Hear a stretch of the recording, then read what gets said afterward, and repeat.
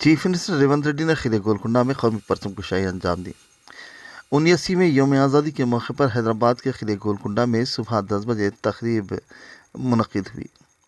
तकरीब में chief minister Revanth Reddy ने शिरकत की और कौमी परचम कुशाई अंजाम दी। पुलिस दस्ते ने गार्ड ऑफ ऑनर पेश किया और वज़ीर आला ने गार्ड ऑफ ऑनर कबूल किया। तकरीब में वज़रा, MLAs, आला अहदेदार, तलबा और आम लोग भी मौजूद थे। चीफ मिनिस्टर रेवंत रेड्डी मुख्तलिफ शोबों में नुमाया खिदमत अंजाम देने वाले 25 अफराद को तमगों से नवाजा और रियासती अवाम के नाम खिताब भी किया।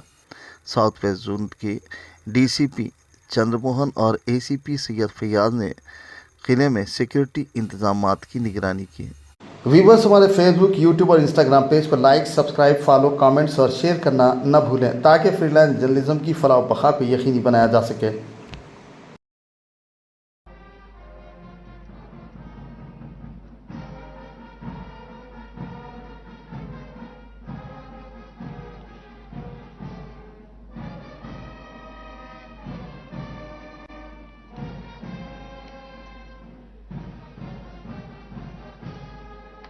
ఇందరమ్మ రైతు భరోసా పథకం కింద ఆనాడు ఎకరాకు ప్రతి సంవత్సరం 12,000 పెట్టుబడి సాయం ప్రకటించాం.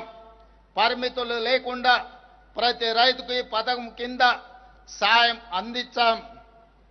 జూన్ 16న ప్రారంభించి కేవలం 9 రోజుల్లో 9,000 కోట్ల రూపాయలు రైతుల ఖాతాలో వేశాం.